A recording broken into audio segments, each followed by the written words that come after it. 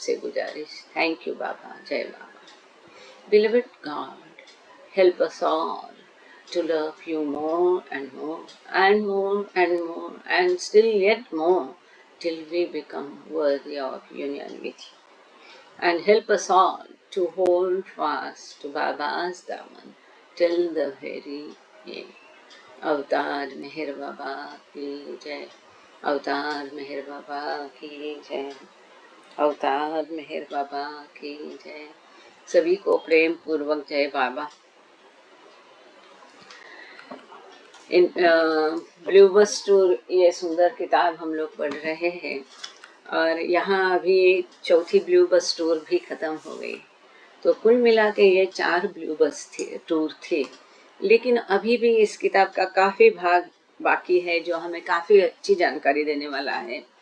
जो महान एकांतवास करके बाबा का प्रसिद्ध है, अब इसके बारे में हम यहाँ पढ़ने वाले हैं। वो शुरू होगा बाबा का। ये जो सामने आप स्क्रीन पर देखिएगा प्लीज़, तो जो तस्वीर आपको बाबा की दिख रही है, पीछे देखेंगे तो पिछले बार हमने पिछले सेशन में देखा था कि पुरानी बस की नई जीवन, पुराने बस का नया जीवन, तो उसको नया बना के और उसका आगे का पोर्शन हटा के पीछे जहाँ सब यात्री बैठते थे उसी को प्रिजर्व किया है। वो महत्वपूर्ण है, किसको किसको यात्रा में सम्मिलित करना है और किसको बस में किस जगह पर बिठाना है, ये सब बाबा तय करते थे। ये अत्यंत महत्वपूर्ण था उनके कार्य के हिसाब से। तो इसको वहाँ पर एस्टैब्लिश किया है। नीचे आप देखेंगे तो थोड़ा सा ब्रिक का ये फाउंडेशन भी दिख रहा है। तो कभी कभी कुछ लोग कहते हैं कि बाबा के जाने के बाद ये फाउंडेशन बनाया, ऐसा बिल्कुल भी नहीं है।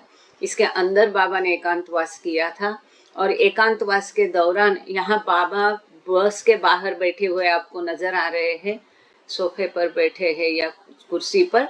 सामने ये रिलैक्सिंग के लिए ये है गोला रखा हुआ स्टूल जैसा, उस पर पैर रखते थे बाबा। और शायद क्रिसमस या कोई डेकोरेशन भी थोड़ा सा आप यहाँ ऊपर देखेंगे तो माला ये दिख रही है। यहाँ पर साइड में भी टेबल पर कुछ रखा है डेकोरेशन, तो क्रिसमस हो सकता है या बाबा का जन्मदिन का। और साथ ही में इसको बाकी लोगों की नज़रों से बचाने के लिए और अधिक एकांत पाने के लिए जो वहाँ के सामने की और बाजू की जगह है, वहाँ बांस के जो चट्टे रहते हैं, चटाई बांस की, इसको आप राइट में थोड़ी चटाई का भाग दिख रहा है। तो ये पूरी चटाई से ये अगल बगल का जो खुला हिस्सा आजकल हम देख रहे हैं, ये भी बाबा ने बंद करवाया था। कितनी घुटन होती होगी ना। तो ये एकांतवास के बारे में अभी आज हम पढ़ेंगे। हम पिछले बार रुके थे 652 नंबर की एज पर, और दूसरी युद्ध का और बाबा के ये सब ब्लू बस टूर का क्या संबंध है, ये हमने संक्षेप में वहाँ देखा था कि ये दूसरे युद्ध के संबंध में, बाबा के वैश्विक आध्यात्मिक कार्य के संबंध में ब्लू बस टूर का अहम महत्व है, साथ ही बाबा के मस्त टूर का भी। आगे पढ़ते हैं। Although the destinations of Baba's subsequent must tours proved to be as far flung as those of the Blue Bus days, these latter journeys were made by rail. तो ब्लू बस के टूर के दौरान भी बाबा ने मस्त संपर्क बहुत गहनता से किए, पर वो एक और बात थी।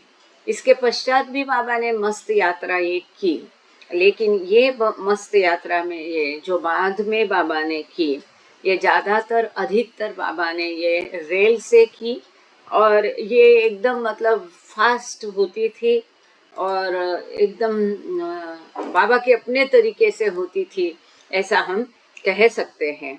तो यहाँ पर एक साइड नोट है, उसको पढ़ करके फिर हम आगे जाएंगे।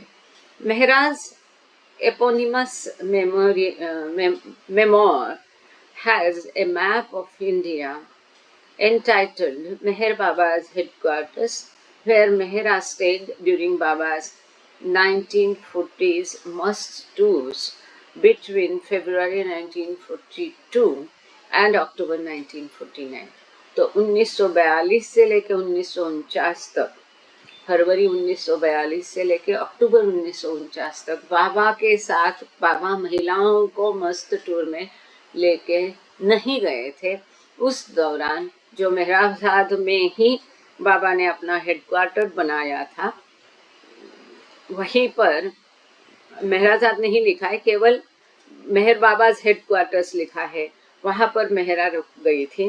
These tours began with the trip to Dehradun, फरवरी से लेके सितंबर 42 तक। तो ये जो मस्त टूर थी ये देहरादून से शुरू हुई, जो फरवरी से लेके सितंबर 42 तक चली। लिस्टेड देयर एज ए मस्त tour and ended with mount Abu, और वहाँ पर उसको मस्त टूर ही कहा गया क्योंकि इसमें ब्लू बस को महिलाओं को सम्मिलित नहीं किया था। और ये देहरादून से शुरू होकर माउंट अबू राजस्थान में ख़त्म हुए। माउंट अबू बाबा पहुँचे मार्च से, माउंट अबू में जो बाबा रहे ये मार्च से लेके मई 1949 तक वहाँ पर बाबा थे। तो माउंट अबू में जब महिलाओं को बाबा लेके गए, कोई जगह उनको पसंद आती थी तो बाबा इसका ध्यान रखते थे कि महिलाओं को भी ले जा करके उस जगह को दिखाना। तो वहाँ नक्की झील में भी बाबा ने महिलाओं के साथ बोटिंग की थी और कई सारी जगह माउंट अबू में वो घूमे थे। Mehra observe that during their travels with Baba subsequent to the blue bus tours, our lives were secluded and made up of small things.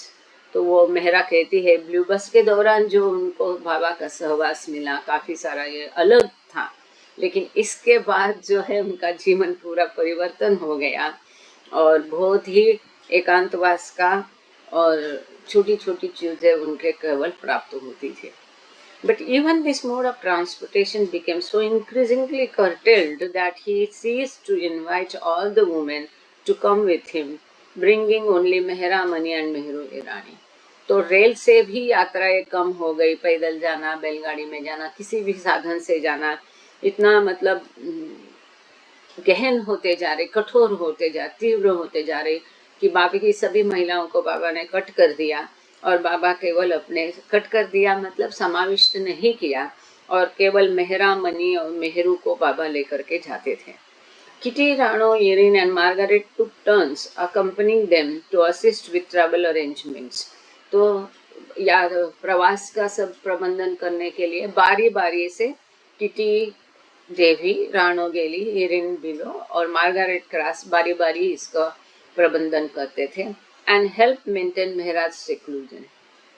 ये जाते थे लेकिन बारी बारी, कभी किटी गई कभी राणो गेली और मेहरा का एकांतवास का ध्यान रखते थे, which in any case was gradually being eased in preparation for the new life. और धीरे धीरे मेहरा का जो एकांतवास था और पुरुषों की आवाज़ सुनना नहीं, देखना नहीं, ये चश्मे पर काला ये लगाकर पढ़ना नहीं, ये सारा धीरे धीरे ये जो सख्त नियम मेहरा के बारे में थे ये थोड़े अभी लिबरल होने लगे, ढीले होने लगे क्योंकि अब न्यू लाइफ में बाबा जाने वाले थे। The remaining women stayed behind at Meherabad, बाकी सब महिलाओं को बाबा ने मेहराबाद में रखा था। Finally, the condition of the bus was such that no number of new tires could suffice to keep it on the road. अंततः ब्लू बस की हालत ये हो गई थी कि नए टायर लगाने के बावजूद अब रोड पर ये गाड़ी चलने लायक नहीं रही थी।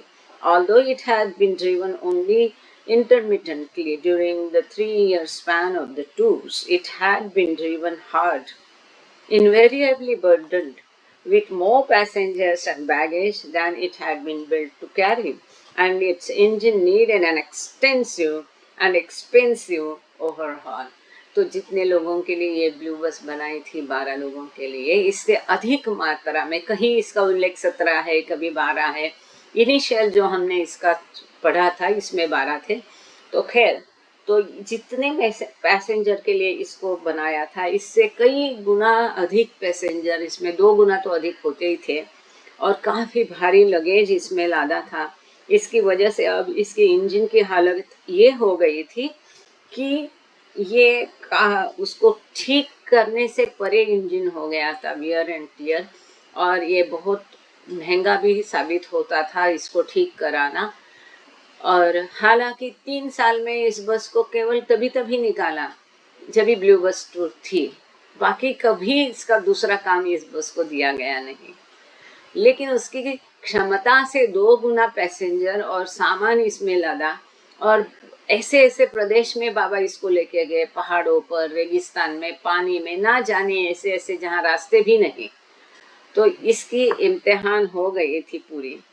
Thus, like a wounded, war-scarred soldier no longer able to carry out orders, the old bus veteran of untold thousands of miles of travel during a short tour of duty was retired from active service. तो जैसे युद्ध से कोई सैनिक लौटता है, बहुत जख्मी है कि अब इसके हिलने डुलने की हालत में वो नहीं है, इस प्रकार से इस ब्लू बस की हालत हो गई थी। हजारों मील की दूरी और कई कहानियां इसने देखी थी, अपने पेट में समाई थी। अब इसको सेवा से मुक्त किया गया। When Baba spelled out his message to Saroj before departing Satara, he impressed upon him the spiritual significance of the battered but beloved vehicle, declaring this blue Baba's words. This blue bus is like the chariot of Krishna, and after my manifestation people will worship it. तो सतारा जाने के पहले, एकांतवास में जाने के पहले बाबा ने स्वयं सरोज को बताया था कि ये ब्लू बस मतलब कृष्णा के रथ जैसी है, और मेरा देह त्यागने के पश्चात लोग इसकी पूजा करेंगे। इसका आध्यात्मिक महत्व तुम्हारी समझ के परे है, बहुत अधिक है। This bus should be sold in a lottery among our close ones, and the winner should keep it on condition that he does not derive any commercial benefit from it, either by playing it on hire or by selling it. तो बाबा ने कहा कि जो हमारे नजदीकी लोग हैं, इनमें से लॉटरी करके चुनना है कि कौन ये बस रखेगा, लेकिन बस वही रख सकता है। इस शर्त पर बस उसको दी जा सकती है कि वो बस को चलाएगा नहीं, किराए पर देगा नहीं, कोई भी इसमें से मॉनिटरी बेनिफिट जो पैसे का है ये फायदा लेगा नहीं, वो उसको बेचेगा भी नहीं, और इससे कोई भी मुनाफा प्राप्त नहीं करेगा पैसे के स्वरूप में। This bus has great importance and to keep it is essential. तो बाबा कहते हैं इस बस का बहुत बड़ा महत्व है और इसको रखना अत्यावश्यक है। तो इसमें एक साइड नोट है, वो पढ़ते हैं। The chariot is one of the most recognized and beloved symbols of Lord Krishna. The Bhagavad Gita is an allegory in which the chariot, which represents the body, carries one passenger, the soul. तो कृष्णा के कार्य में रथ का बहुत अधिक महत्व है, हम जैसा देखते हैं, और भगवत गीता में भी ये इसका महत्व बताया गया है। और इसमें पैसेंजर या इसको इस प्रकार से रिप्रेजेंट किया है कि ये रथ मतलब एक शरीर है जो आत्मा को लेके जा रहा है। The chariot is pulled by 5 horses, the 5 senses. तो भगवत गीता में जो बताया ये यहाँ कहते हैं कि ये रथ को 5 घोड़ों द्वारा चलाया जाता है, मतलब इस शरीर को पंचेंद्रिय द्वारा चलाया जाता है। And it is the responsibility of the charioteer intelligence to use the reins mind to control the chariot as the soul makes its journey through its myriad lives. तो ये आत्मा जब अपने दिनचर्या करता है, रोजमर्रा का जीवन जीता है, तब ये इसका कार्य है जो इसका सारथी है। ये उसको क्या बोलते हैं ना, जो रस्सियाँ रहती है इसको खींच के रखे, लगाम खींच के रखे, ताकि मन का लगाम ये खींच के रखे और इस प्रकार से अपने मन को रोजमर्रा के जीवन में भी नियंत्रण में रखे। Thank you sir. ये इस सारथी का कर्तव्य होता है। In the Gita Krishna is the charioteer and Arjuna is the passenger. Gita में कृष्णा जो है ये कृष्णा ने सारथ्य किया था अर्जुन का, और इसमें बिठाकर वो अर्जुन को लेके जा रहा है। और soul whom Krishna seeks to guide safely through battle in the cosmic war of good versus evil। तो अच्छे बुरे के ये युद्ध में कृष्णा जो है ये अर्जुन का सारथ्य करके उसको इस युद्ध से, इस जीवन से सुरक्षित रीत्या ले जा रहा है, ऐसा ये वर्णन है। In the wee hours of Sunday, February 25, 1894, Shirinmai Irani, great with child, awoke from a powerful dream. I saw seated in a chariot a person as glorious as the sun, marveled at the luster of his face।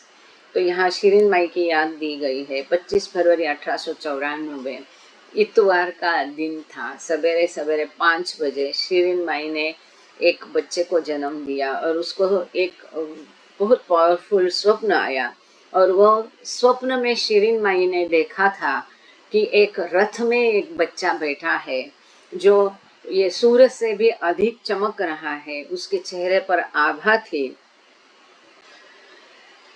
In the moments following Baba's second automobile accident in Satara on December 2, 1956, Vishnu recalled, "Never in my life have I seen such a utter radiance and luster as was on Baba's face then." तो 1956 में जो सतारा उत्तारा में बाबा का car का accident हुआ, उसके पश्चात बाबा के बगल में विष्णु थे और वो होश में थे। सबसे कम इंजुरी जो है विष्णु मास्टर को हुए थे। तो विष्णु मास्टर कहते हैं पहले उनका ध्यान बाबा की तरफ गया, और जब उन्होंने बाबा को देखा तो वो कहते हैं मेरे पूरे जीवन काल में ऐसा तेज मैंने कभी बाबा के चेहरे पर देखा नहीं था, जबकि हमेशा बाबा का चेहरा तेजस्वी रहता था, आभा रहती थी।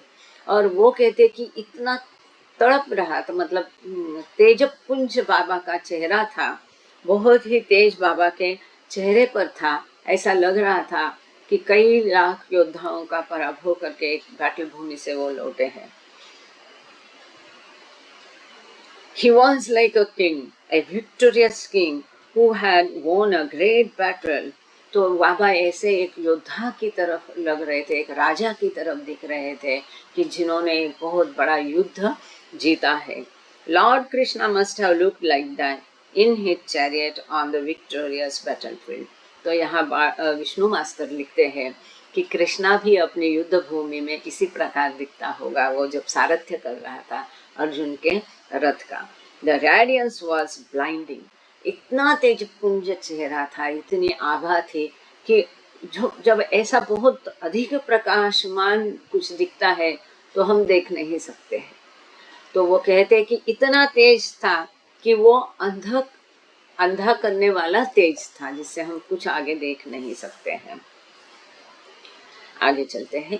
On November 27, during the final evening of the last tour, Baba dictated a circular to be sent to 100 of his closest ones in India, announcing a raffle, the proceeds of which would support his programs to benefit the poor। 27 नवंबर को शाम को अपनी आखिरी यात्रा के दौरान बाबा ने एक सर्कुलर डिक्टेट किया, और वो केवल भारत में उनके जो करीबी थे इन्हीं को भेजना था। इसमें बाबा ने आगे गरीबों का जो नारायण सेवा उसे कहते थे, गरीबों की सेवा मतलब उनके पैर धोना, उनको पैसे देना, नए कपड़े देना, उसके लिए खर्चा आता था। तो इसके लिए कुछ रकम चाहिए थी। उसके लिए द प्राइज द ब्लू बस, इसके विनर को क्या मिलेगा? ब्लू बस मिलेगी। कैसे? लॉटरी सिस्टम में। The cost of a ticket was 50 rupees and no one decline the opportunity to be the winner. तो देखो एक बार में, आजकल तो जुड़ते नहीं है डॉक्टर थावरे, लेकिन उन्होंने एक बार सवाल किया था कि बाबा खर्चे कैसे अपने ये करते थे, इतने लोगों को पालना पोसना। तो अलग अलग समय पर अलग अलग तरीके बाबा ने अपनाए हैं। बाबा कभी किसी से मांग लेते थे, कभी ये बाबा के तरीके होते थे। तो इस समय अब बाबा को पैसों की जरूरत पड़ गई। जैसे हमने देखा नासिक में बाबा को पैसे की जरूरत थी, बाबा ने सिनेमा गृह बांध दिया और मंडलीजन उसको चलाते थे। बॉम्बे में घी का व्यवसाय किया, देहरादून में घी का व्यवसाय किया। खैर, तो यहाँ बाबा ने कहा कि मुझे अभी वो नारायण सेवा का खर्चा करना है। तो लॉटरी में कुछ ही लोग जो करीबी, सभी के लिए ओपन नहीं था, उनके जो करीबी है, जो इसकी अहमियत समझते हैं, ऐसे ही लोगों को ये सर्कुलर भेजा गया। लॉटरी में हिस्सा लेने के लिए एंट्री के लिए टिकट था 50, उन दिनों ध्यान रखिए 50 रुपए का एंट्री टिकट था, और जो लॉटरी जीतेगा उसको ब्लू बस मिलेगी। अब ये 50 रुपए भी उस समय में किसी ने मौका गवाया नहीं कि बाबा के कार्य में हमारा हाथ भर लगता है, एक मदद होती है, और उससे महत्वपूर्ण है एक मौका था, तो किसी ने ये मौके को गवाया नहीं। ब्लू बस मिले नहीं मिले वो चिंता नहीं थी। No one decline the opportunity to be the winner. Baba declared the bus will go to one outside the mandali who resides at a great distance from Meherabad. तो बाबा ने घोषित किया कि जो मेरे मंडली जन नहीं है, मंडली के सर्कल के बाहर के सदस्य को ये बस जाएगी, और जो मेहराबाद से काफी दूर रहता है, ये भी बाबा ने डिक्लेयर किया। बाबा को पता था, उन्होंने अपने मन में पहले ही निश्चित किया होगा कि किसको देनी है। The raffle took place at 5 p.m. on Sunday, December 28, 1941, in the Mast Ashram at Upper Meherabad। तो ये जो हम जिसको कहते हैं ना, बोली लगाते हैं या लॉटरी जो है वो निकालना या नीलाम जो है, ये इतवार के दिन शाम को 5 बजे 28 दिसंबर 1941 को मस्त आश्रम जो अपर मेहराबाद में था, वहाँ पर ये लॉटरी सिस्टम की गई कि मस्त आश्रम मतलब उस दिन मुझे वहीं पर खड़े होके, बाबा की खोली के बाजू में खड़े होके, करीब करीब 12-15 महिलाएं होगी हमीरपुर से। तो वो लोग बेचारे पूछ रहे थे कि दीदी ये क्या है, आपको पता है क्या, ये कौन सा कंस्ट्रक्शन है। जो समाधि के पीछे जो कंस्ट्रक्शन हम देखते हैं, जो वहीं से आते जाते लोग, लेकिन ध्यान नहीं होता है, तो वहाँ पहले मस्त आश्रम था। उस जगह पर बाबा drew the winning ticket which belonged to Keki Desai, who resided in Delhi, thus fulfilling Baba's promise। तो ये लॉटरी किसने लिखाई? चिट्ठी भी बाबा ने निकाली, और इसमें केकी देसाई जो दिल्ली के थे, सुषमा जी जहाँ रहती है, तो ये दिल्ली के में रहते थे केकी देसाई, इनके नाम की चिट्ठी निकली। और जैसे कि बाबा ने कहा था कि जो मंडली जन भी नहीं है और मेहराबाद से दूर रहता है, इस प्रकार से बाबा का जो कंडीशन, शर्त थी, ये पूरी हो गई। When Keki learned that he had owned the bus, he said, "What am I to do with it? It is yours, Baba." जब केकी देसाई को ये पता चला तो उसने क्या कहा? ओ, इस बस का मैं क्या करूँगा बाबा, ये तो बस आपकी है। क्या कहा? ये बस तो आपकी है। मेहरबान recalled that Baba replied, "It has come back on my chest." तो मेहरबान जैसा वाला जो है, उनको याद है कि बाबा ने ऐसा एक टिप्पणी की ऐसी कि बाबा कहते ये बस तो फिर मेरे सीने में आके बैठ गई, हाँ, मतलब मुझे बोझ बन गई। In any case, Baba accepted the gift in the knowledge that it was Keki's devotion that prompted the living gesture। तो बाबा ने ये केके देसाई का जो प्रेमपूर्वक उपहार था, इसको स्वीकृत किया। और बाबा ये जानते होंगे, इसलिए ये बाबा का सब खेल था, और किसी के हाथ में जाती तो पता नहीं उसका क्या हाल होता। बाबा चाहते थे इसको संरक्षित रखे, इसीलिए तो बाबा ने कहा, इसके लॉटरी के कई दिन पहले बाबा ने कहा कि ये कृष्ण के रथ जैसी है, और मेरे शरीर छोड़ने के पश्चात लोग इसकी पूजा करेंगे। कब पूजा करेंगे? जब ये यहाँ पर है। अब आजकल क्या चल रहा है? कोई भी चीज है, कोई भी फोटो है, आर्काइव वाले उठा के वो कहाँ ले जाते हैं पता नहीं।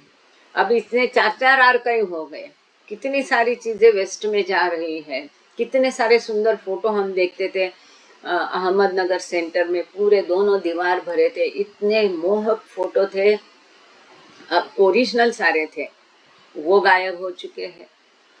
जो मेहराबाद का मंडली हॉल, दोनों दीवार फुल भरी थी, पूरा अगर देखना और पढ़ना है तो आपको 1.5-2 घंटे लगते थे वहां, अगर किसी को लेके जाए तो।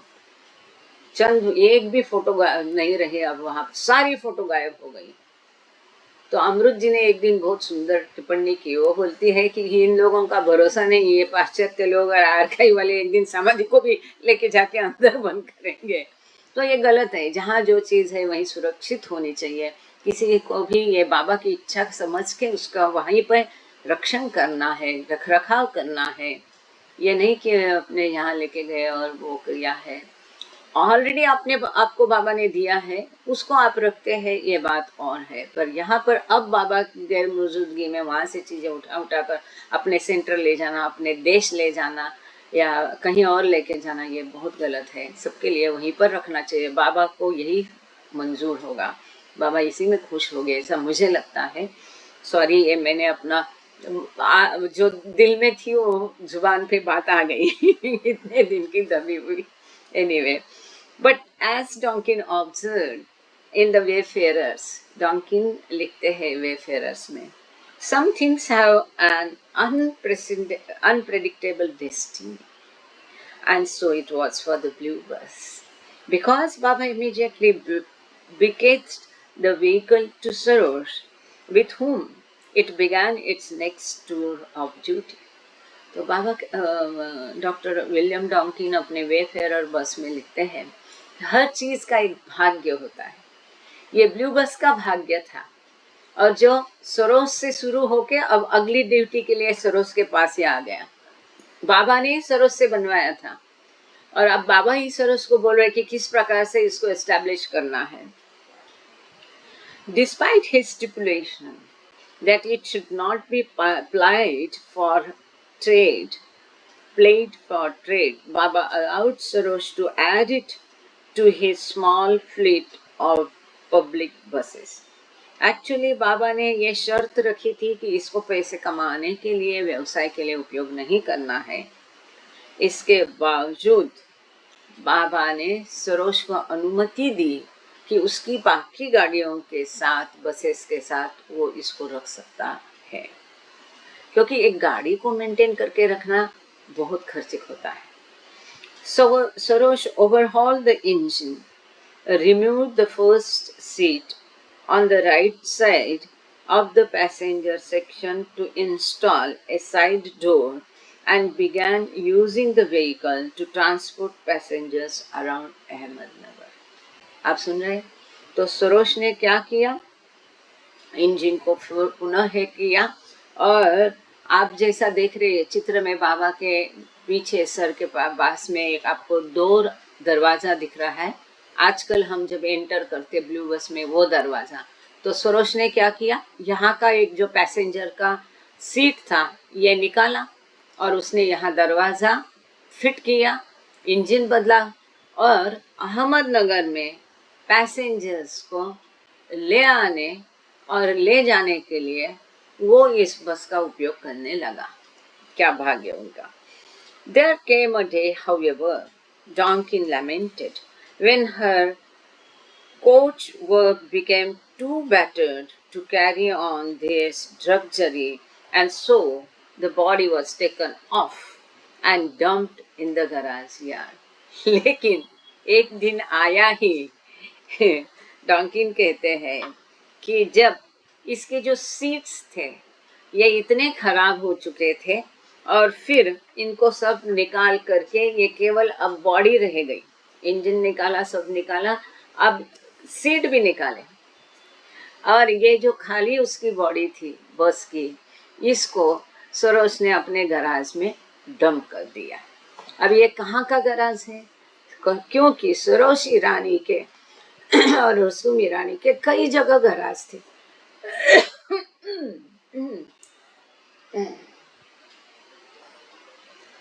आज की तारीख में आप नासिक में जाके ढूंढोगे तो हमको 3 लोग ऐसे मिले।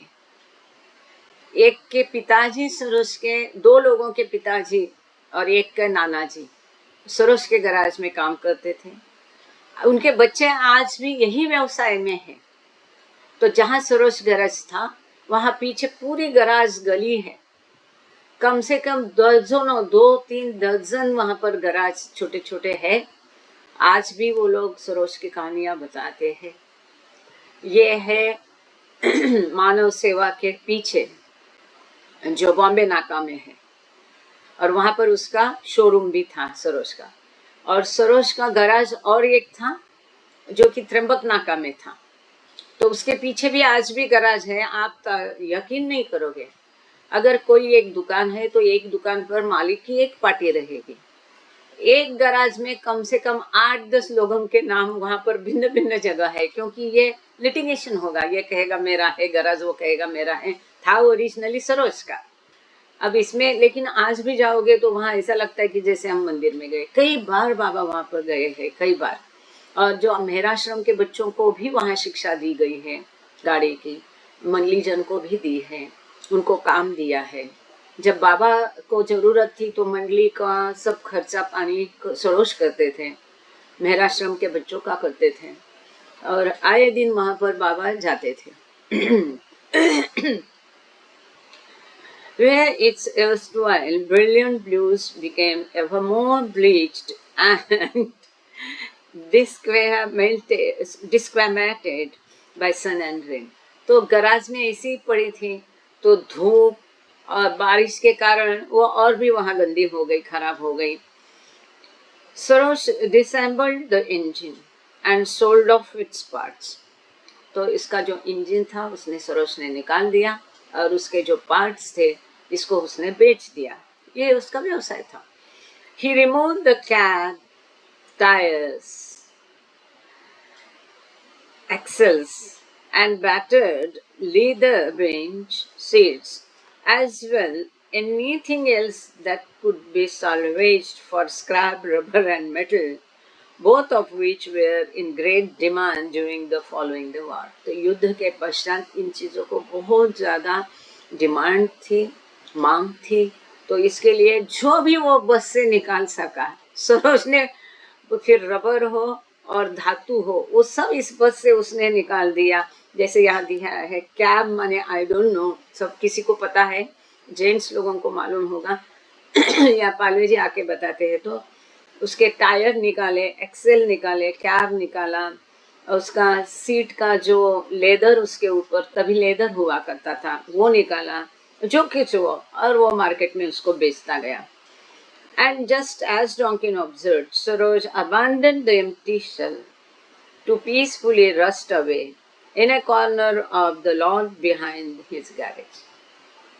ये सब करने के बाद जो उसका ढांचा था वो गैराज में ऐसा ही धूल खाते बैठा। नसीब की वो उसने रखा बट ताकि हम आज उसे देख सकते हैं। और अब देखो उस बस को कितना सुंदर किया है ना। उसको खिड़की वगैरह लगाए, कांच लगाए, कितना खर्चा, पेंट अच्छा किया, इतना सुंदर किया है। जब हम शुरू में जाते थे ना मेहराबाद में, तब ये जगह खाली थी, वहाँ पर ये नहीं थी।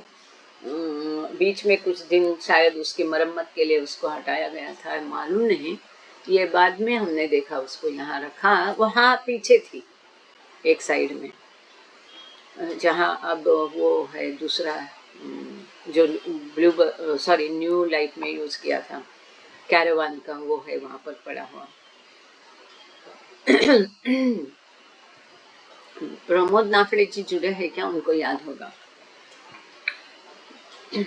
But although what remained may have had the appearance of an old bus body, it was the body of a very special bus, and its season in the junkyard a preparation for the final epoch. भले ये पड़ी होगी बाकी बस जैसे garage में, लेकिन ये बहुत महत्वपूर्ण बस का ये हिस्सा था, और अपनी आगे की उसकी कहानी के लिए ये तैयार हो रहा था। उस दौरान का ये समय था।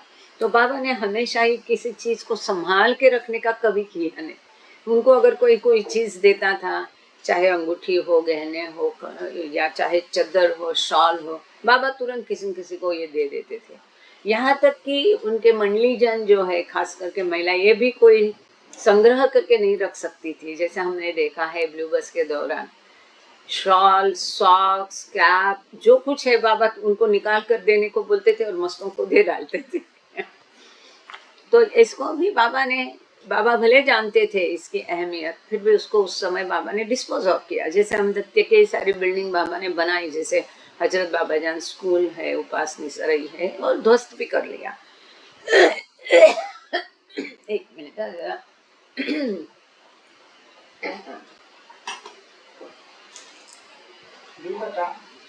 चहा कॉफीचा एखादा अर्धा कप दिला, थोडंसं पाव चमचा साखर टाकून तरी चालेल। जरा एनर्जी पण येईल, घसा पण येईल। आई एम सॉरी, मदद नहीं मिल रही है वाचन के लिए। एनीवे, उनको भी ठीक नहीं। मेहर बाबाज ग्रेट सेक्लूजन, जिसका हम सब इंतजार कर रहे थे, और महत्वपूर्ण हिस्सा है मेहर बाबा का महान एकांतवास। उसी में ये फोटो दी गई है इस किताब में। अगर यदि आप देखना चाहें, क्योंकि आपके पास किताब नहीं है, तो ये देखिए, ये फोटो है, इसी को प्रेजेंट किया है, और ये किताब हम पढ़ रहे हैं। क्या है ना, देखो, यहाँ दुर्भाग्य से हम लोग गहने आराम से खरीद लेते हैं। क्या 1-1 तोला, 2-2 तोले, ये नहीं क्या पता नहीं खरीद लेते हैं। कपड़े महंगे आजकल, 5-5 हजार के नीचे अच्छे कपड़े नहीं, वो भी खरीद लेते हैं। लेकिन किताब लेने से कतराते हैं। अरे 5,000 हो या 10,000 हो, बड़े बड़े मकान बना के रख के क्या करना है? किताब खरीदे एक तरह से ये बाबा के कार्य में आपकी सहायता भी होती है। अब भूल जाओ ना, ऐसा समझो कि मैंने एक ड्रेस खरीद लिया, एक साड़ी खरीद ली, कोई गहना, क्योंकि किताबें महंगी है, 5-7 हजार की ऐसी भी आती है, लेकिन ये दुर्लभ है, ये बेजोड़ है, इसकी कीमत नहीं हो सकती। कुछ भी नहीं, 5-7 हजार देना पड़े, अगर 7 हजार भी, 10 हजार भी देना पड़े, तो कुछ भी नहीं। मुझे याद है, मेरे पिताजी जाते थे अहमदनगर, और जरूर जाते थे ट्रस्ट ऑफिस, क्या क्या नई किताबें आई है। उस समय ट्रस्ट की ओर से किताबें पब्लिश होती थी, फोटो बेचे जाते थे, बहुत कम दाम में सुंदर होते थे। ये बीच के काल में बंद कर दिया और अपने रिश्तेदारों को दे दिया ये व्यवसाय करने के लिए। एनीवे, तो जा कर के वो सारी उठा के किताबें लाते थे, फिर कितना भी बिल क्यों ना हो। तो मुझे याद है एक बार, सॉरी थोड़ा डाइवर्शन हो रहा है, बट मुझे लगता है जरूरी है, ये बस और किताब की बात हो रही, तो इतना थोड़ा सा किस्सा मैं पूरा करती हूँ, मुझे अनुमति दे दे इसकी, और अगर किसी को पसंद नहीं तो I am sorry for that. लेकिन मेरे पिताजी आए और इतनी सारी, कई हजारों की, 20-25 हजार कुछ किताबें लेके आए, तो मेरी माता बहुत गुस्सा हो गई। पैसों की कमी हुआ करती थी, 4 बेटी बिहारनी है वगैरह, तो वो बोली कि इतना खर्चा तुम जाते और सीधा कितना का एक पैसे का देखते नहीं है, इतने सारा पैसा खर्च करके इतनी किताबें लेके आते भी, कभी भी इतना सारा डोनेशन देते वगैरह वगैरह। तो मुझे आज भी याद है, मैं वहाँ खड़ी थी, तो पिताजी ने एक ही उसमें सेंटेंस में उसको कहा, अगर मैं दूसरी कोई चीज पर मैं खर्चता हूँ, क्या मैं दारू पी के आया, क्या मैं जुगार खेलने गया, दूसरे कोई मेरे शौक है? और वास्तव में एकदम सिंपल उनका रहना था, एक बनियान और चड्डी बस। अगर आप 5 जोड़ी भी उनको देंगे तो ये 2 जोड़ी अपना शर्ट पैंट रखेंगे, बाकी किसी को दे देंगे। इतना उन्होंने अपना जीवन सादगी भरा रखा था, कम नेसेसिटीज, खुद की जरूरतें एकदम मिनिमम रखी थी। लेकिन बाबा और बाबा के मामले में कोई है नहीं होती थी। फिर चाहे वो जन्मदिन का प्रसाद हो, 25-25 हजार लोग आते थे, अकेला खर्चा करते थे, no contribution, no table business. एक ही सेंटेंस में उन्होंने मम्मी से कहा कि क्या मैं दूसरी कोई शौक करता हूँ? अगर मैं उसमें पैसे उड़ाऊं तो तुम्हें हक है, तुम बोल सकते। इस काम में क्या है बाबा के इसमें? और मेरी माता चुप हो गई। वो तो उसको भी देखना पड़ेगा ना, उसको भी जॉब करना पड़ता था। एनीवे, चलो, मुझे कहने की बात यह है जब कोई अच्छी किताब निकले ना, खरीद लो, मत देखो आगे पीछे। हम लोग इतना कष्टी होते हैं जब देखते हैं ना 20 रुपए दाम रखा है किताब का, और फिर भी लोग उसको लेने से कतराते हैं। क्या कहें? अरे 20 रुपए रखा है ना, तो जाके 20-25 खरीदो ना। तो यहाँ एक दो भी लोग, और आप कहो मुफ्त है तो तुरंत दौड़ के आएंगे। क्या ये मेंटालिटी है, मेरी समझ में नहीं आती है। तो please come out of this. आप बाकी लोगों से भी कहो, आग्रह करो, जी भर के बाबा के काम में मदद करना है, क्या है उसमें। हाँ, ऐसा नहीं कि और अभी तो ऐसा दिन है कि आए दिन कुछ ना कुछ किताब निकलती है, ले लेने का। एनीवे चलो, आई एम सॉरी। किशोर भोज्जा के पास अभी भी ये किताब पड़ी है, एक ही कॉपी बची है इसकी। भले आधी छे खूब बाबा प्रेमी, क्या ये कभी किताब अवेलेबल भी नहीं होती है, ऐसे होते हैं। हाँ, अभी आप लोग भी ऐसे ही बन सकते बेटा। सही बात है, ऐसे ही थे वो, बाबा का आशीर्वाद उनको मिला था, आप लोग भी बन सकते हैं। एनीवे जाने दो। मैं ये कह रही थी कि एक ही किताब बची है अभी किशोर भोज्जा के पास, ब्लू बस स्टोर की, पर महंगी है, 4,500-5 हजार। अगर किसी ने इच्छा व्यक्त की अमर तिथि के दौरान कि मैं पढ़ूंगी, लेकिन मुझे स्कैन करके पेजेस भेजो, मैंने बोला नहीं बाबा, ये बहुत भारी है मेरे लिए, दिक्कत वाला काम है, हर बार स्कैन करके पेज भेजना, मेरे हाथ तरतर आते हैं, आँख में फ्लोटर्स हो गए हैं, तो ये नहीं। तो मैंने बोला आपको चाहिए क्या? बोले हाँ चाहिए किताब। तो मैंने बता दिया किशोर भोज्जा के पास है, ये फोन नंबर, उससे बात करो, ले लो। कीमत सुनते ही, but she was a first time visitor of course, मेरा बाद वो पहली बार आ रही थी, तो कीमत सुन के फिर दोनों पीछे हट गए। एनीवे जाने दो, बड़ा दुख हुआ, मैं बोली कुछ नहीं उनको, और ऐसा बोलना भी ठीक नहीं। सॉरी बाबा, जय बाबा। Meher Baba's great seclusion. Before leaving on a must hunting trip to Mount Abu on May 27, 1949, Baba ordered Saroj to deliver the surviving shell of the blue bus to Mehrazad. सुना आपने कि मस्त tour पर बाबा 27 मई 1949 को निकल गए mount Abu के लिए, लेकिन वो तो विश्व के है, मुख्य है ना, उनको पता है क्या हो रहा है कहाँ पर। बाबा को क्या पता नहीं चल रहा था कि बस की क्या हालत है, कहाँ पर बस है, उसका क्या हो रहा है। तो बाबा ने माउंट आबू जाने के पहले सरोज को आज्ञा दी कि अभी बस का जो कुछ ढांचा बचा है, जो तुम्हारे काम का नहीं है, इसको महराजहाद में पहुंचा दो। किसकी आज्ञा थी? बाबा ने स्वयं सरोज को आज्ञा दी। यहाँ पर फुटनोट है, वो पढ़ के आगे जाएंगे। Both Lord Meher and the wayfarer state that the body of the blue bus was loaded into a truck or lorry. According to Mehwan, Saroj had to use a thele, two-wheeled handcart to transport it. The shell was roped onto the thele, which was pulled and cajoled the entire. अच्छा, ये cab मतलब क्या? Remove the cab. Cab में से क्या? Cab से वो गाड़ी में से कैब रिमूव किया, CAB कैब। देखो थोड़ा गूगल करके, कैब मीन्स व्हाट। हम गाड़ी को कैब बोलते हैं, लेकिन गाड़ी से कैब रिमूव किया मतलब क्या? Anyway sorry. Which was pushed, pulled and cajoled the entire 8-mile distance to Mehrazad. Lord Meher, the wayfarers, ये आवृत्ति दिया है। तो यहाँ पर ये अहमदनगर से या नासिक से, इसका जिक्र नहीं किया है। नहीं, ये गलत है इंफॉर्मेशन। क्यों गलत है? एनीवे, इनका कोई दोष नहीं। इन्होंने लॉर्ड मेयर और वेफेयरर्स में क्या लिखा वो बताया है। तो लॉर्ड मेहर और वेफेयरर्स दोनों में जो लिखा है वही सही हो सकता है। क्यों, क्या है माजरा, वो पहले देखते हैं।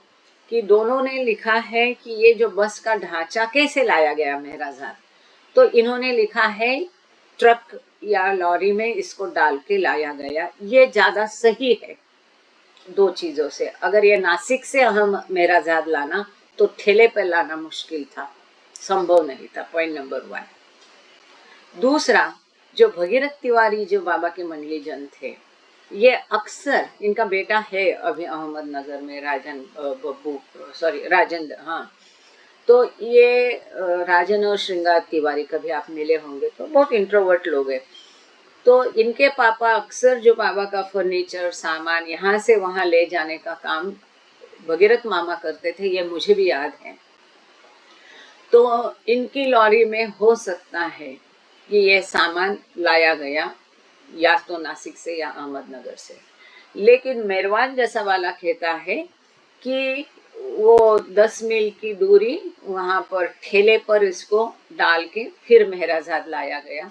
ये भी हो सकता है कि अगर ये नासिक से लाया तो पहले लॉरी में लाया गया, सरोज के गराज में अहमदनगर में डाला गया होगा और फिर अहमदनगर से मेहराजाद उसको ठेले पे ला गया होगा। सो ये अनुमान कर सकते, इसमें कोई इतनी बात नहीं है सही बराबर की। तो इसको कैसे लाया गया इसके बारे में ये फुटनोट थी। अच्छा, कैब का अर्थ इन्होंने बताया, जैसे आप स्क्रीन पर एक बार देखिए प्लीज।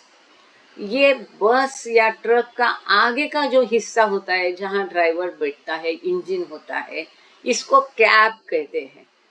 क्योंकि कैब में जब हम बैठते तो जहाँ ड्राइवर है उसी हिस्से में बैठते, उसमें पीछे हिस्सा नहीं होता है, इसलिए उसको कैब कहते होंगे। अब बस या लॉरी में जो सामने का, थैंक यू सर, सामने का हिस्सा है, इसको कैब कहते हैं। तो वो सरोज ने निकाला गया, ऐसा यहाँ उल्लेख है। ठीक है, अगर आपको लगता है कि किसी बात पर ज्यादा ही चर्चा हो रही तो कृपा करके ऐसा मुझे हाथ दिखाना या बोलना सीधा कि बस हो गया, आगे चलो, हाथ दिखाना। He wanted to use it as a cabin for an upcoming seclusion that he planned to carry out there.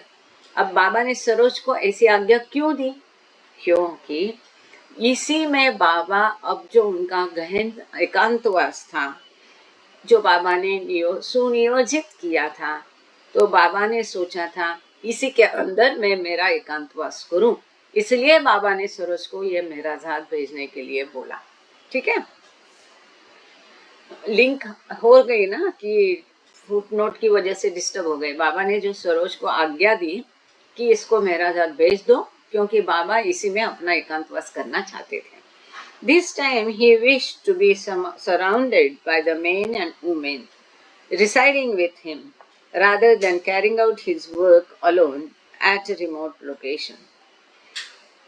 तो बाबा इस समय ऐसी जगह रहकर एकांतवास करना चाहते थे कि जहाँ इर्द गिर्द उनके पुरुष और महिलाएं रहते हो, और कोई ऐसी दूर दराज की जगह जाकर एकांतवास करने के बदले एकांतवास तो करना है, लेकिन सब में रहकर करना है, जो बाबा हमसे चाहते हैं कि दुनिया में रहकर दुनिया के ना रहो। दुनिया छोड़ के दूर हिमालय में भागने से तो बहुत आसान है जीवन, लेकिन इस दुनिया में रहकर उनके हिसाब से चलना, इसी प्रकार से वो सब में घिरे हुए रह के एकांतवास रखना, ये एक आह्वान तक, इस प्रकार का बाबा एकांतवास इस बार करना चाहते थे। Cab of vehicle where driver, yes, thank you. वही कि आगे का हिस्सा बस का या ट्रक का जिसमें ड्राइवर बैठता है उसको कैब कहते हैं। एड ऑन हो गया ना knowledge. The 20 by 30 foot site Baba selected for his seclusion was a shady area bounded on 3 sides by existing ashram buildings. At the front was Mandali Hall. On one side was Donkin's room, and at the back was another smaller room that was converted into a simple bathroom that Baba could access via the rear door of the bus. तो बस को कहाँ रखा जाए, तो तीनों जगह से आश्रम की बिल्डिंग होगी और एक हिस्सा खुला रहेगा। इस प्रकार से बस को रखा गया। आगे की तरफ मंडली हॉल था जो आज हम देख रहे हैं। साइड में डॉकिंग की रूम थी और पीछे में एक बाथरूम था। तो बस के पिछले हिस्से से बिना बाहर आए बाबा अंदर ही अंदर अपना बाथरूम का काम कर पाए, सिक्लूजन बाधित हुए बिना। इस प्रकार से योजना की। अब जो सामने है, मतलब जो हम बचपन में जाते थे तो वहाँ मटका और पानी रखा जाता था। आजकल शायद वहाँ पानी रखना बंद किया है उन्होंने, जो कि अब एरज की रूम के बगल में है। तो सामने जो है इसमें ये इस प्रकार से बांस के चटाई लगाई गई और इसको भी बंद किया गया। ठीक है, समझ में आ गई इसकी लोकेशन, एकांतवास जो बाबा ने किया। थैंक यू ताई। आपने तो देखी है बचपन में सब, तो आपको भी याद होगा। Kaka had the body of the bus lifted onto 4 stout 40-gallon oil barrels set deep into the ground. अब ये तब की फोटो नहीं, बात की है। अब तो इसमें हम देख रहे कि बाबा बस को एक प्लेटफॉर्म पर रेज करके बनाया है। तो ये वैसा नहीं था। जब बस लाई गई तो काका बारिया ने क्या किया कि जो बैरल रहते हैं ना, ऑयल के, तेल के बैरल, बड़े बड़े पिंप रहते हैं प्लास्टिक के, तो इनको आधा आधा जमीन में गाड़ करके 4 बैरल को, और जो 40 गैलन के बैरल, बड़े बड़े बैलन होते हैं, उसको जमीन में गाड़कर उसका प्लेटफॉर्म जैसा बनाया। इसके ऊपर बस का ढांचा रखा। सुना? The barrels were filled with sand to provide additional stability.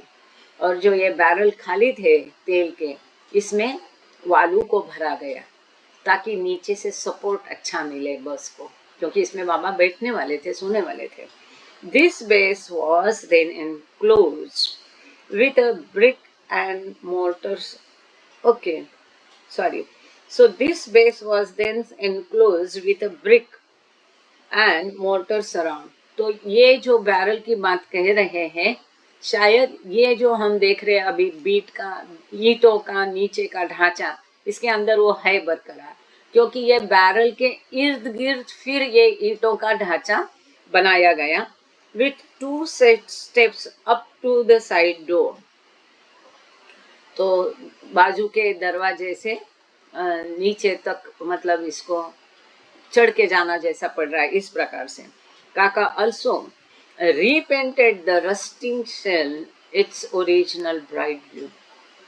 तो काका बारिया ने ये मेहनत की और जो जंग पकड़ा था ये पूरा पतरा, तो इसको मूल उसका जो एकदम ब्राइट ऐसा शाइनी है, चमकीला नीला रंग से उसकी पुताई की।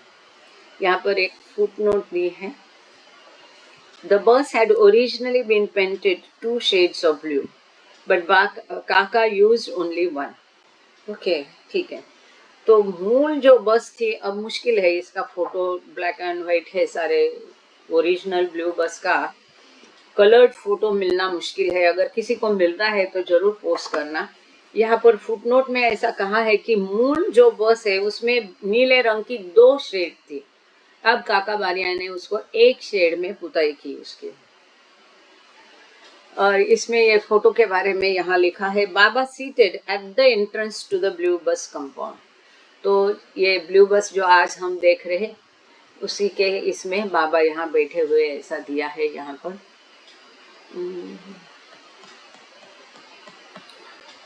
Okay, although the neem tree growing adjacent to the site provided shade, Kaka constructed a tin shed roof over the bus to lessen the patter of falling rain and further shield Baba from the relentless heat of the Indian sun.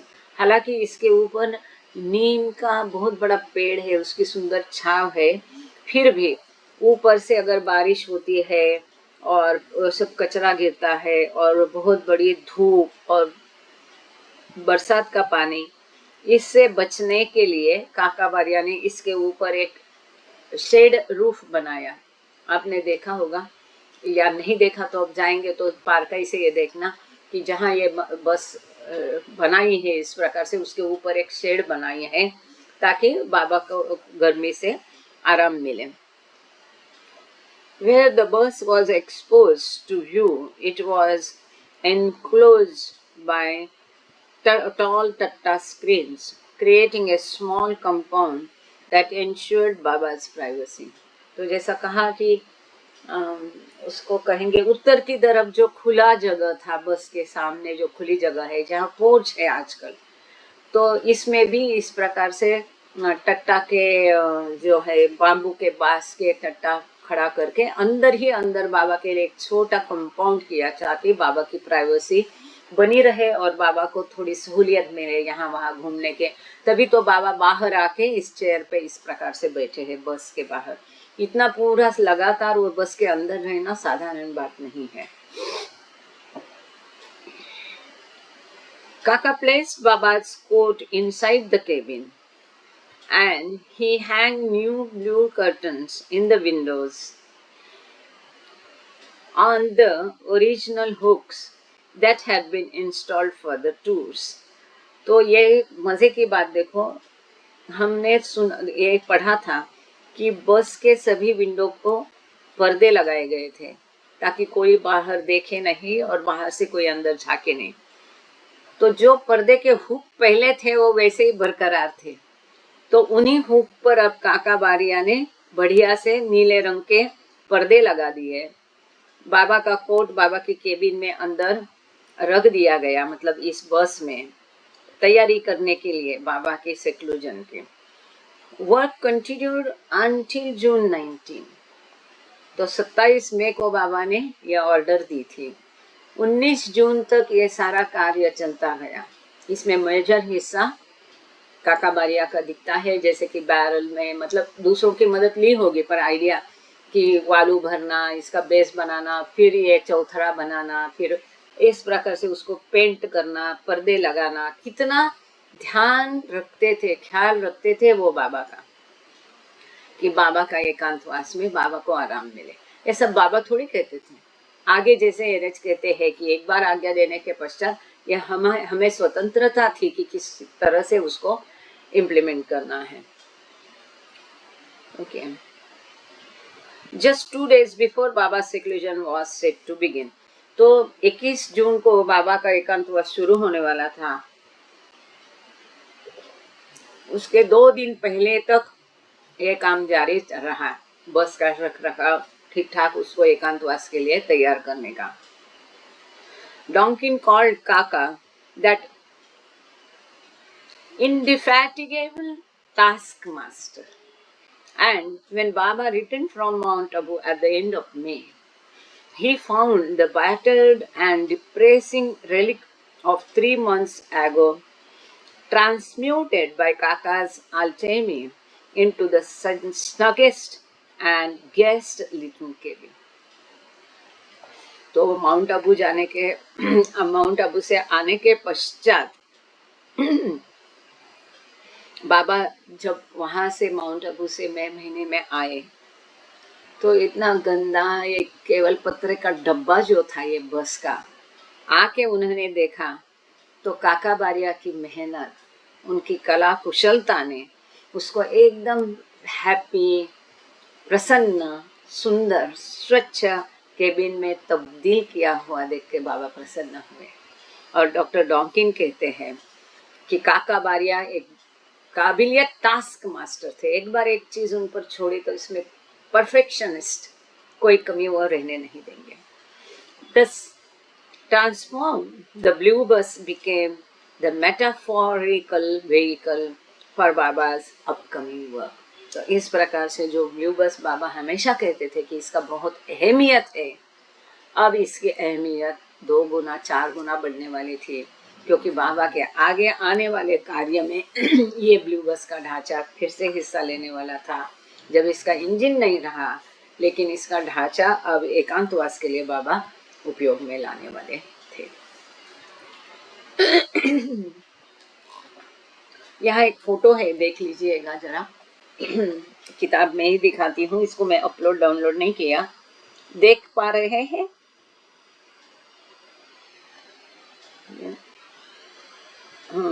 तो ये हाथ नहीं काम करता है, right hand, किताब भी नहीं उठा पा रहे। तो ये जो है इसका हेडिंग दिया है महराज गार्डन। हम सबको पता है।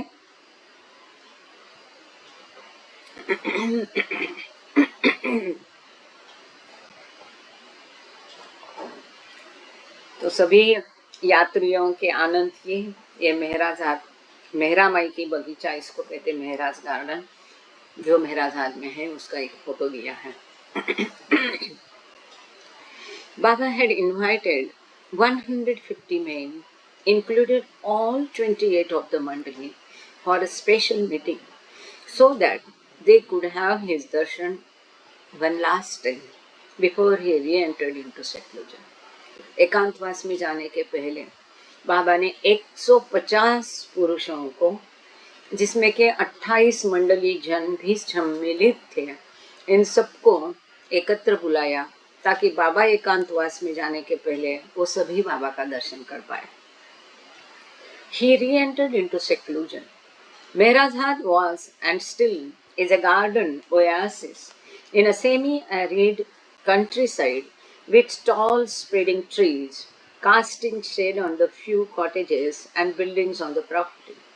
Bhaukalchuri wrote in Meher Baba's New Life, there are landscaped gardens with flowers and flowering shrubs and vines and designed and lovely tended by the women mandali.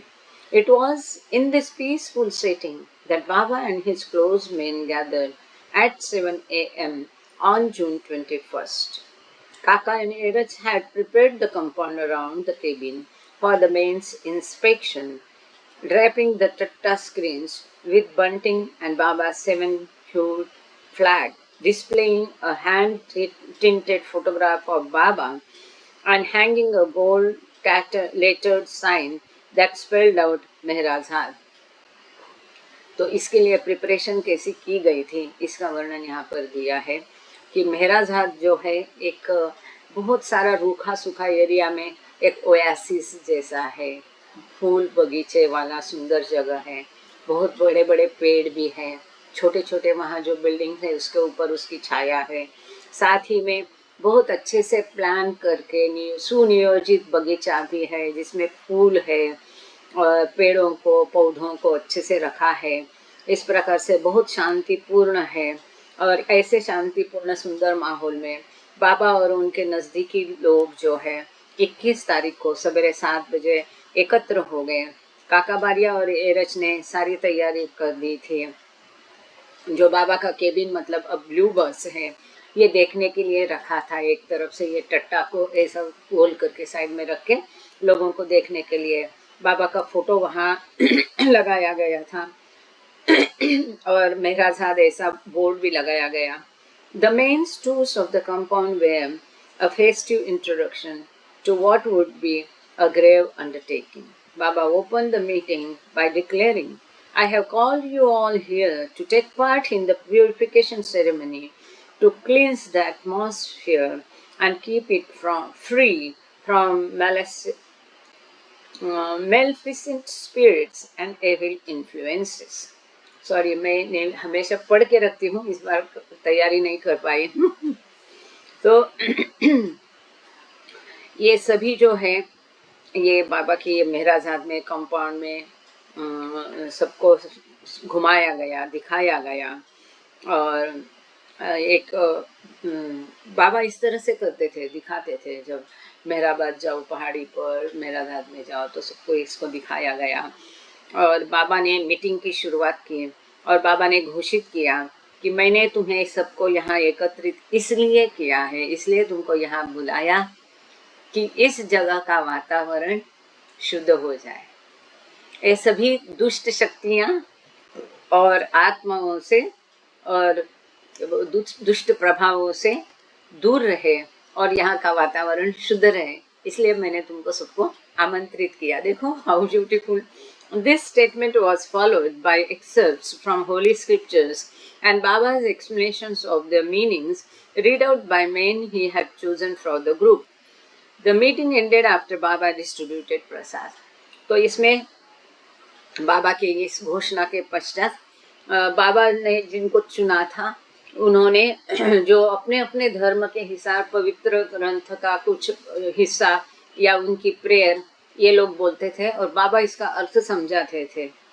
तो जिस प्रकार जिसको बाबा ने इसमें चूज किया था, सिलेक्ट किया था इनके द्वारा, और इसके पश्चात बाबा ने मीटिंग खत्म हो गई और बाबा ने सबको प्रसाद बांटा और उसके पश्चात प्रसाद वितरण के पश्चात मीटिंग खत्म हो गई। The following day, Wednesday, June 22, Baba inspected the cabin and pronounced it suitable for his work. जून 22 बुधवार के दिन बाबा केबिन के अंदर गए, मतलब ये ब्लूज बस के। बाबा ने सब देखा और बाबा ने कहा कि उनके कार्य के लिए ये परफेक्ट है, यथा योग्य है।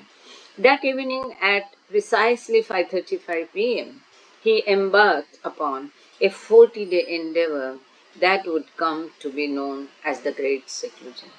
उसी दिन 22 जून को शाम को 5:35 पर बाबा एक महान एकांतवास में प्रवेश कर रहे थे, जो कि बाबा का महान एकांतवास नाम से प्रसिद्ध है। As soon as Baba entered his compound, the sun, who had been shining brightly in the hearts of his lovers, now hid his face, and what they thought was darkness engulfed them. But this darkness or separation served a useful purpose. The pain of his remembrance kept them awake throughout the night of separation, awaiting dawn's arrival.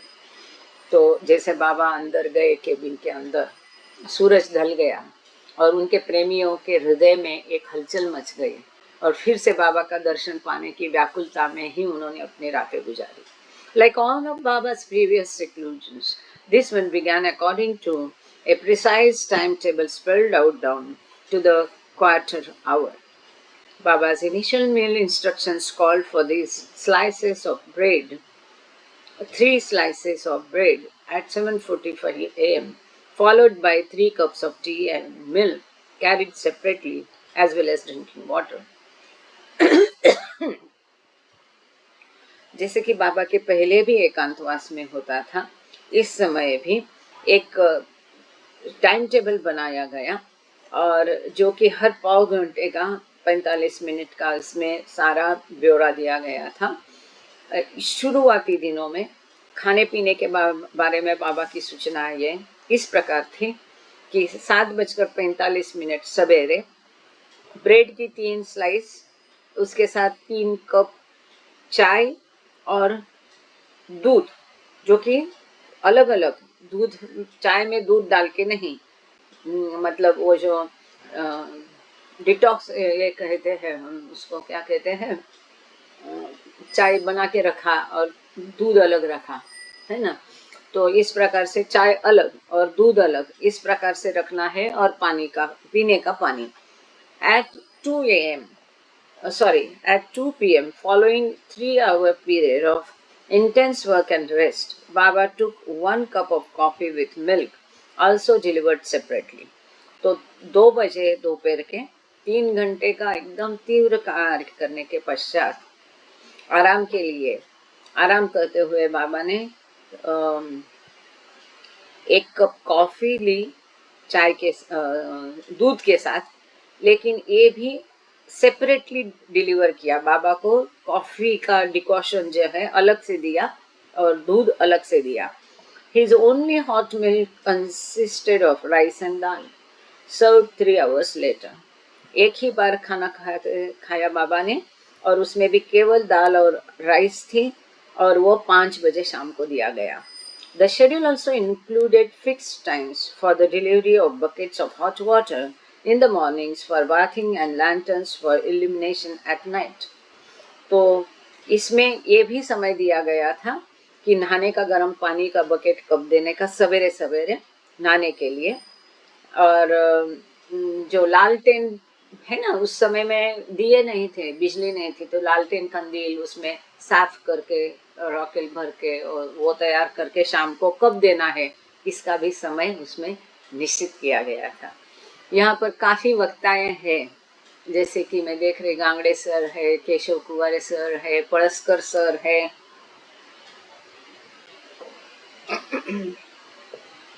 आप सबसे विनती है कि जब आप वार्ता देंगे तो इन सब चीजों को जरूर उसमें ऐड करना। हो सकता है हमारी भी उम्र हो गई है, मतलब आपकी मुझे मालूम नहीं, मेरी तो हो गई है। तो पेन डायरी लेकर बैठना, खास करके जो भी वार्ता देते हैं, और नोट करते जाना पॉइंट।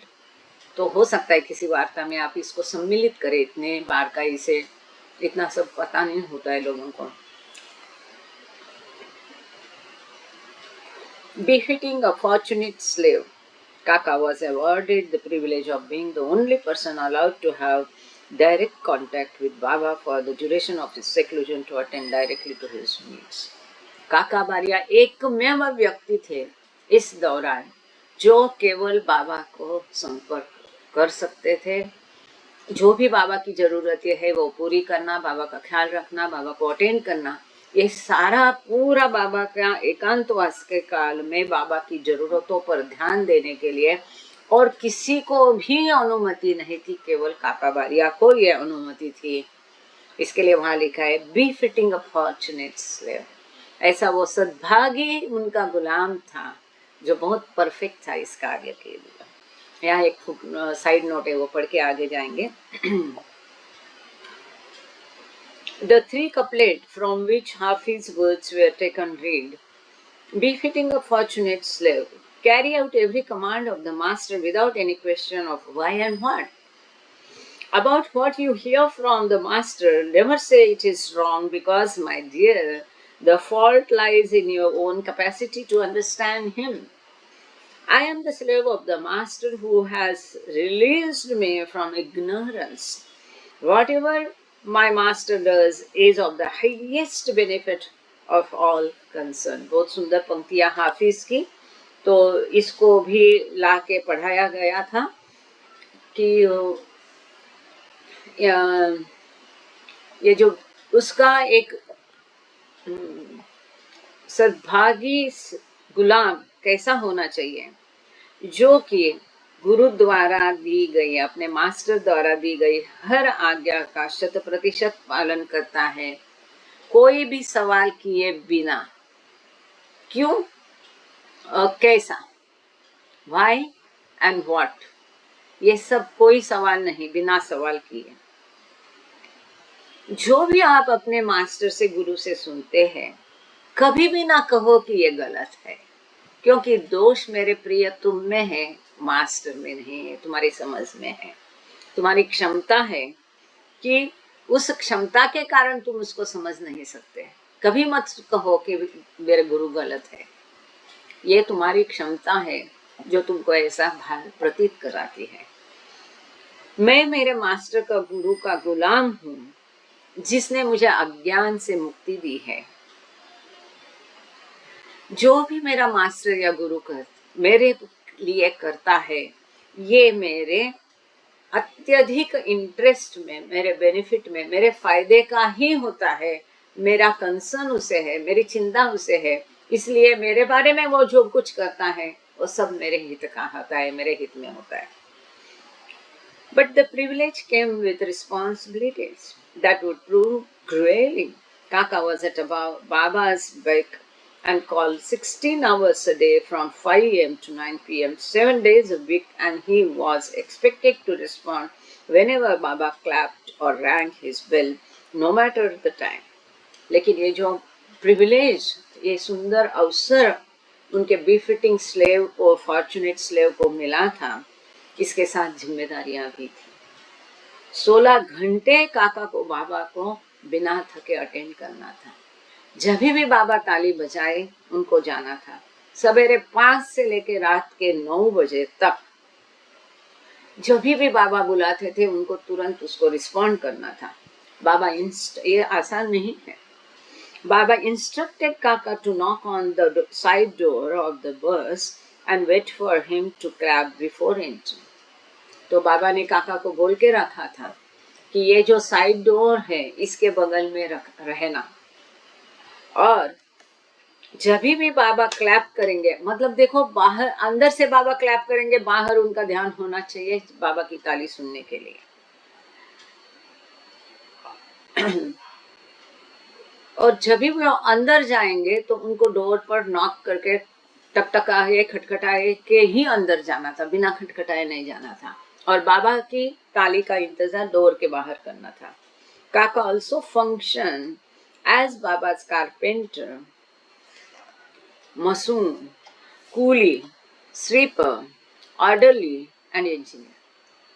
काका का भरम भाग्य देखो, ये बाबा के लिए उन्होंने कारपेंटर, मतलब क्या कहते हैं उसको, सुतार, क्या कहेंगे उसको हिंदी में, है ना, कारपेंटर मतलब फर्नीचर बनाने वाला, MASON, सुषमा जी गांगड़ेसर। मसून क्या है मैं जानती नहीं उसका, हाँ, व्हाट इज मसून? घर गड़ी, घर गड़ी मिस, हाँ, गवंडी, गवंडी को क्या, मिस्त्री। Thank you. और कूली, हमाल, स्वीपर, मेहतर, ऑर्डरली, अटेंडेंट और इंजीनियर, ये सब काम बाबा के काका बारिया को करने थे, किए हैं काका बारिया ने बाबा के लिए। As Baba's caretaker, he served as concierge, butler, footman, waiter and man of all work. बाबा के लिए ऐसा कोई काम नहीं छोड़ा काका बारिया ने करना का, सब कुछ बाबा के लिए उन्होंने किया। उनका मेहतर का काम किया, ऑर्डरली का काम किया, इंजीनियर का काम किया, बटलर का काम किया, फुटमैन, बताते जाना कोई, मैं यूजुअली ये पढ़ के पहले लिख के रखती है, पर आज मैंने प्रिपरेशन नहीं किया, आई एम सॉरी। बाबा का वेटर, सभी काम बाबा के लिए काका बारिया ने किए। Despite the deep trust implicit in Baba's seclusion of him as his personal attendant, काका observed. वास्तव में काका बहुत बाबा से प्रेम करते थे, बहुत शिस्त थे। इसके बावजूद काका लिखते हैं, I am really not fit to be even a particle of the dust of the Master's feet. And it is his infinite kindness and love only that he gives me the opportunity to serve him a little. देखो इतने बाबा के लिए काम किए हैं, इतना सद्भागी आत्मा है कि इसी को ये सौभाग्य मिले दिन में 16 घंटे बाबा के लिए हर तरह का काम करने का। उसके बावजूद काका कहते हैं कि वास्तव में मैं मेरे बाबा के मास्टर के पैरों की धूल तक बनने का मेरा हैसियत नहीं है। ये सब कुछ जो मैं उनकी सेवा थोड़ी बहुत करता हूँ, ये केवल और केवल उनकी अपार कृपा, उनकी दया और उनके प्रेम के खातिर ही उन्होंने मुझे ये अवसर दिया है कि थोड़ी बहुत उनकी सेवा करने का। ये सच्चा प्रेम है, ना ही कि नहीं तो आजकल हम देखते हैं जरा यहाँ वहाँ कुछ तो स्वयं सेवक करके काम किया तो ऐसा हो जाता है ना, टाइट टाइट कॉलर। मैं यहाँ स्वयं सेवक थी, मैं वहाँ थी, मैं वहाँ थी, मैं वहाँ थी। कितना सुंदर उन्होंने, ये हमको सीखने जैसा है ये चीजें, है ना, इसीलिए पढ़नी है कि इससे हमें क्या सीख प्राप्त करनी है। कि देखो इतना कुछ करने के बावजूद वो कहते हैं कि मैं उनके पैर की धूल तक नहीं हूँ। ये उन्होंने अपने प्रेम के खातिर मुझे मौका दिया थोड़ी सी सेवा करने का। केटीज, अच्छा यहाँ एक और सुंदर पिक्चर है तो मैं उसको पहले आपके लिए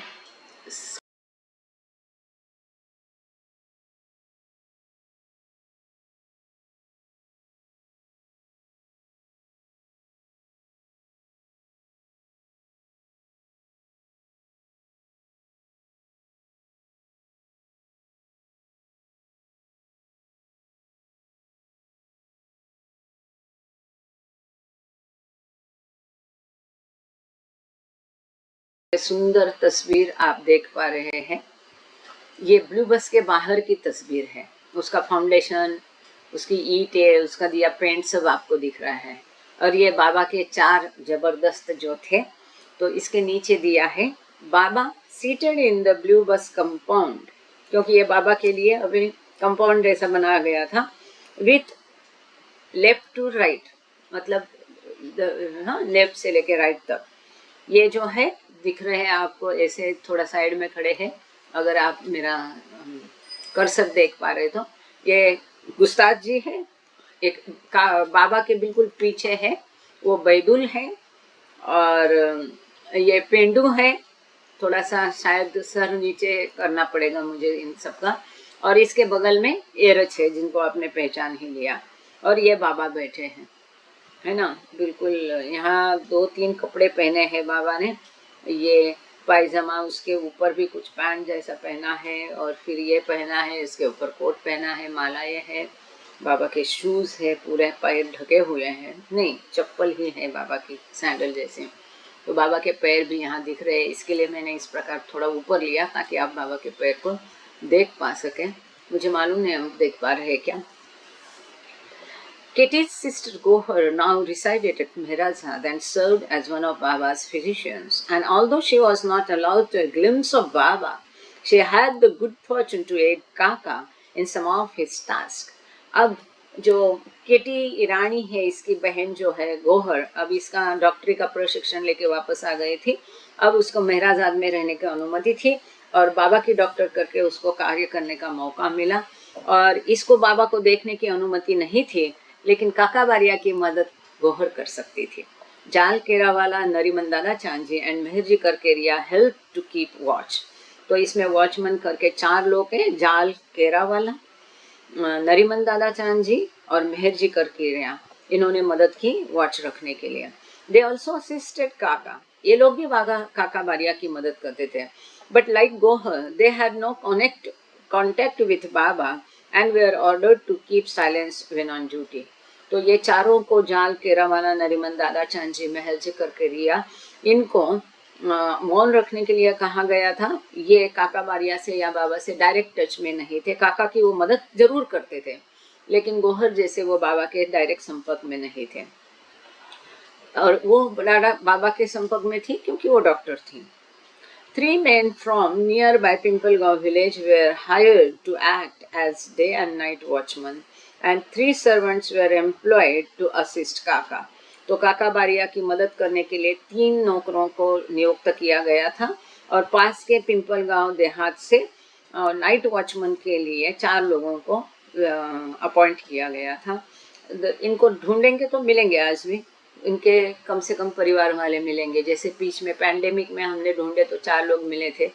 The women remained sequestered in their bungalow, cottage and garden at the back of the compound. तो महिलाओं को यहाँ अनुमति नहीं थी, वो अपने बंगलो में और कंपाउंड में, कॉटेज में और गार्डन में ही पीछे रहती थी। बाबा required absolute silence for his work. One of Kaka's responsibilities was to remove the berries that dropped from the neem tree onto the tin roof over Baba's cabin during the night, disturbing his work and what little rest he was able to take.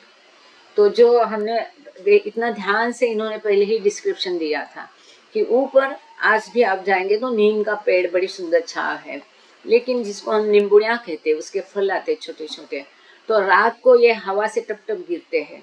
और जो काका बारिया ने बाबा को आराम के लिए, धूप से बचने के लिए एक पत्रे की शेड ऊपर रखी थी, इसके ऊपर गिर के वो आवाज करती थी। थोड़ी बहुत आराम रात को बाबा लेते थे, उसमें डिस्टर्ब होता था। तो काका बारिया की ड्यूटी थी कि पेड़ को हिला के एक निश्चित समय पर और सारी ओर गिरा के उसको सारा झाड़ लेना, ताकि रात को बाबा की नींद खराब नहीं हो।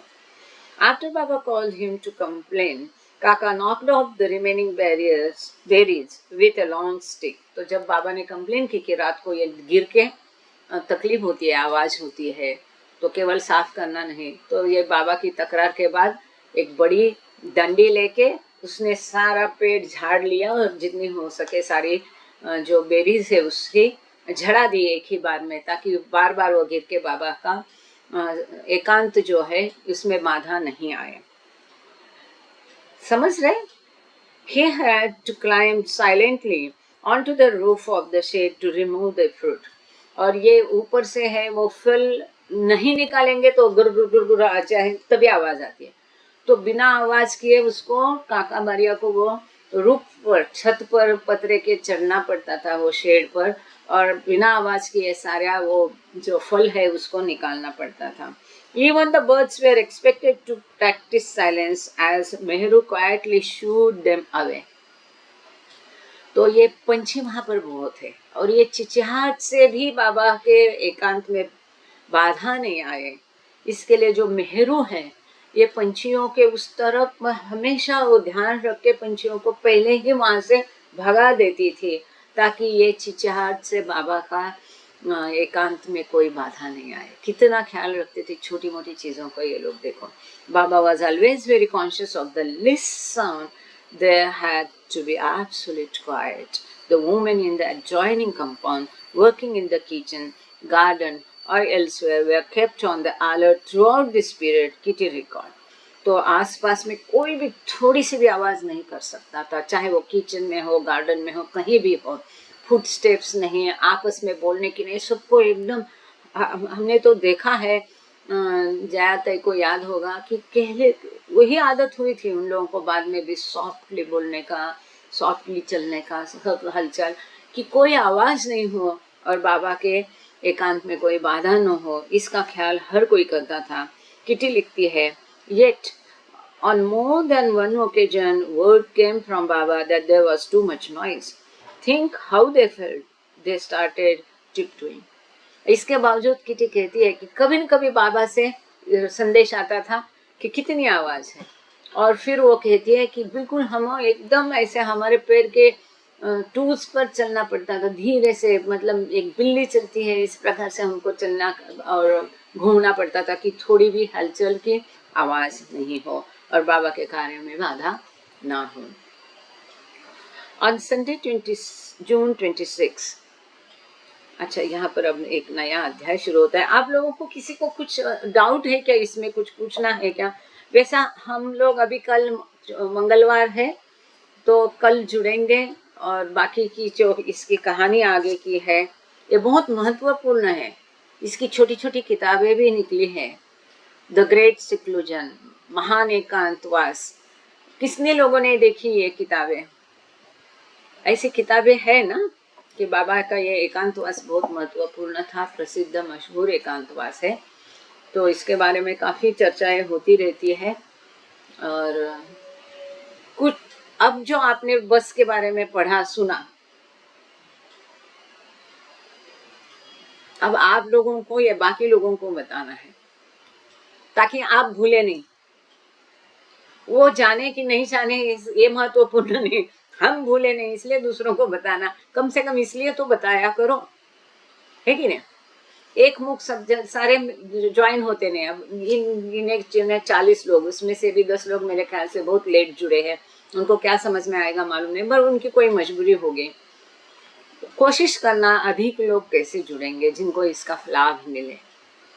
और कई बार होता है हम बोल के भी लोग इतना उत्साही नहीं होते, बाद में बोलते हैं कि अरे ये कहाँ से मिला, वो कहाँ से मिला। मेरे ख्याल से 1-2 मिनट में आगे का पैराग्राफ पढ़ लूं क्या? यहाँ अली शाह की एक तस्वीर है, उसको प्रेजेंट करते हैं। देखो,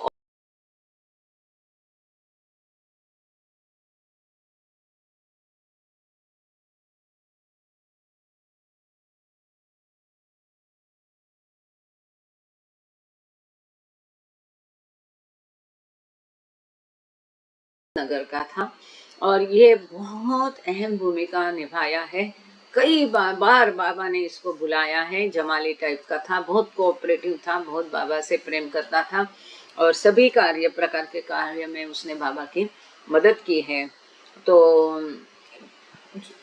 26 जून इतवार के दिन बाबा ने 21 गरीबों के, देहात के लोगों के पैर धोए और सभी को 10-10 रुपए दिए। तो ये सब हम अगली बार देखेंगे। ये अली शाह के बारे में पढ़ते हैं। 5th प्लेन, ये 5वीं भूमिका के मस्त थे। अली शाह फ्रॉम मेहराबाद, वास्तव में अहमदनगर के थे मेरे ख्याल से, यहाँ मेहराबाद लिखा है अगर कोई जानता। अच्छा, समय हो गया है, प्रार्थना का गांगड़े सर से रिक्वेस्ट करूंगी कि वो प्रार्थना कहे। अवतार मेहर बाबा की जय। Thank you Baba, thank you all of you for joining. जय बाबा। अवतार मेहर बाबा की जय। जय बाबा। गांगड़े सर। यस ताई, जय बाबा। जय। O Parvardigar, the preserver and protector of all, you are without beginning and without end, non-dual, beyond comparison, and none can measure you. You are without color, without expression, without form, and without attributes. You are unlimited and unfathomable, beyond imagination and conception, eternal and imperishable. You are invisible, and none can see you but with eyes divine. You always were, you always are, and you always will be. You are everywhere, you are in everything, and you are also beyond everywhere and beyond everything. You are in the firmament and in the depths. You are manifest and unmanifest on all planes and beyond all planes. You are in the three worlds and also beyond the three worlds. You are imperceptible and independent. You are the creator, the Lord of Lords, the knower of all minds and hearts. You are omnipotent and omnipresent. You are knowledge infinite, power infinite, and bliss infinite. You are the ocean of knowledge, all knowing, infinitely knowing, the knower of the past, the present, and the future. And you are knowledge itself. You are all merciful and eternally benevolent. You are the soul of souls, the one with infinite attributes. You are the Trinity of truth, knowledge, and bliss. You are the source of truth, the ocean of love. You are the ancient one, the highest of the high. You are Prabhu and Parameshwar. You are the beyond God and the beyond God also. You are Parabrahma, Allah, Ilahi, Yazdan, Ahurmaz, and God the Beloved. Your name is the only one worthy of worship. We repent, O God, most merciful, for all our sins, for every thought that was false or unjust or unclean, for every word spoken that ought not to have been spoken, for every deed done that ought not to have been done. We repent for every deed and word and thought inspired by selfishness, and for every deed and word and thought inspired by hatred. We repent most specially for every lustful thought and every lustful action, for every lie, for all hypocrisy, for every promise given but not fulfilled, and for all slander and backbite. Most specially also, we repent for every action that has brought ruin to others, for every word and deed that has given others pain, and for every wish that pain should befall others.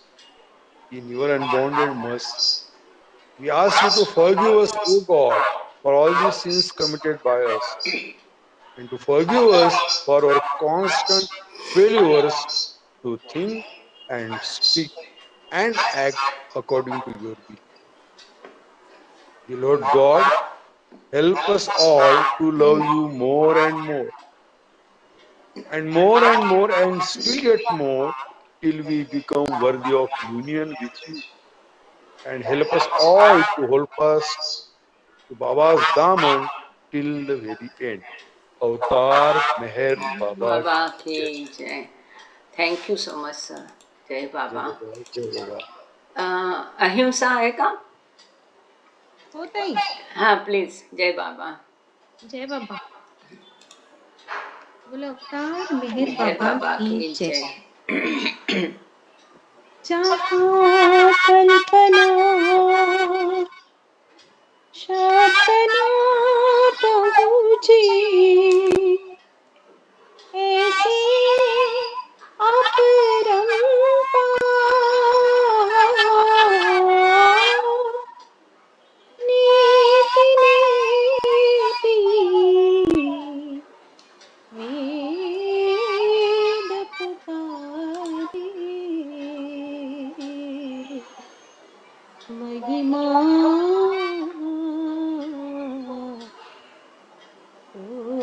तोरी अपार।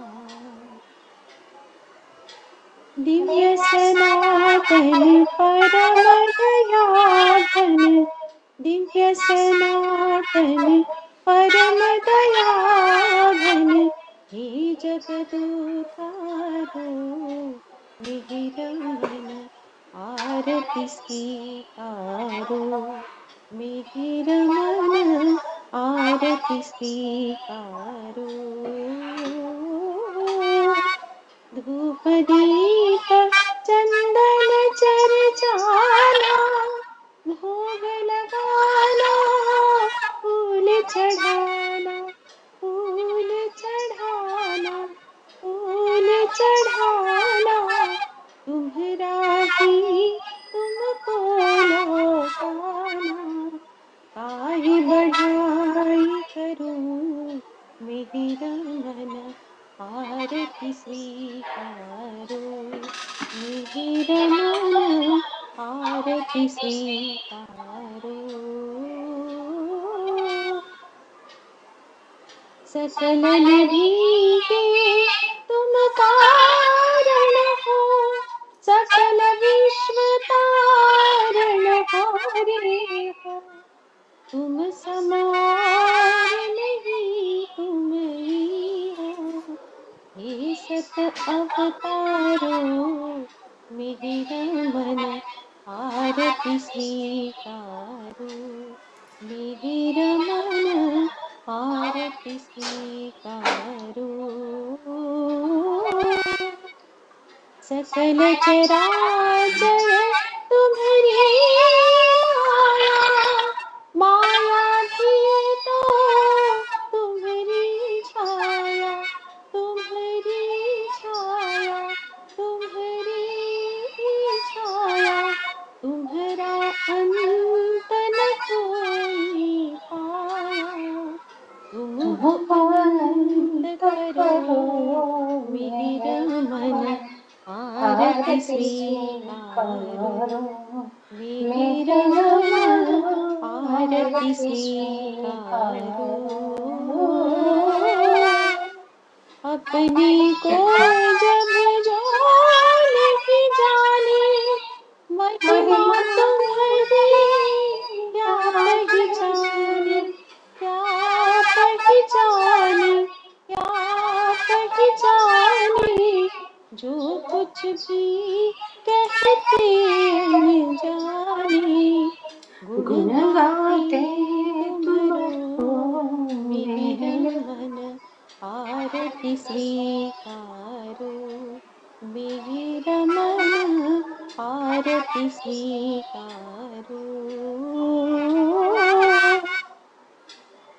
सीमा नाही तुम्हारी कृपा को, क्या कोई दे सकता प्रभु तुमको। भीख तुम्हीं दो प्रेम जनों को, नित्य तुम्हीं सुमिरो मिहिर मन आरती स्वीकारो। मिहिर मन आरती स्वीकारो।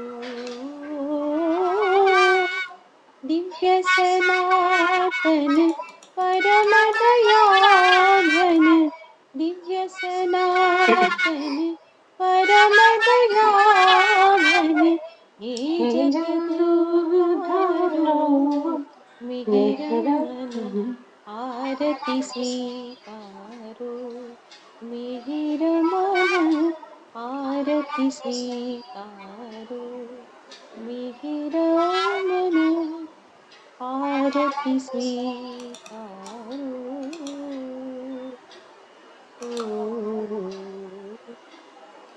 बोलो अवतार मिहिर बाबा की जय। अवतार मिहिर बाबा की जय। अवतार मिहिर बाबा की जय। थैंक यू बेटा, बढ़िया। जय बाबा। थैंक जय बाबा। तुम्हें वो 7 नेम्स आते हैं? हरि परमात्मा, अहिंसा। हाँ ताई। सात सात नाम जे बाबाने दिले ना, हरी परमात्मा अल्लाह, हो. जरा एक मिनिटभर म्हणशील बरं, जय बाबा. हो ताई, प्रयत्न करते. हा, जय बाबा.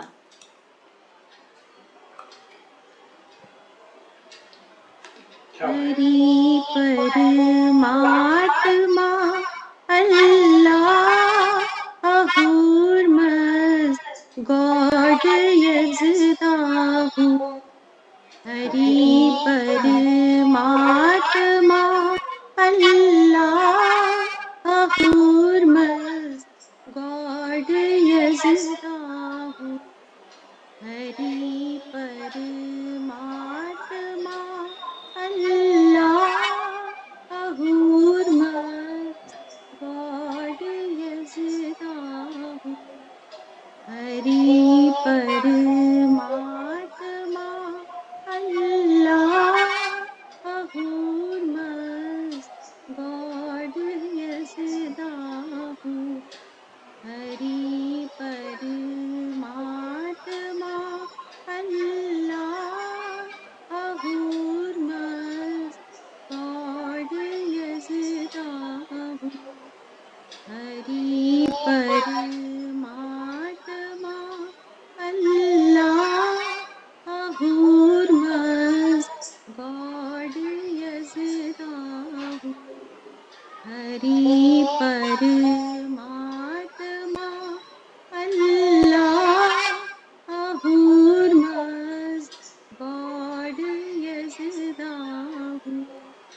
हरी परमात्मा अल्लाह, अहूर मस्त गॉड यज़दाहू.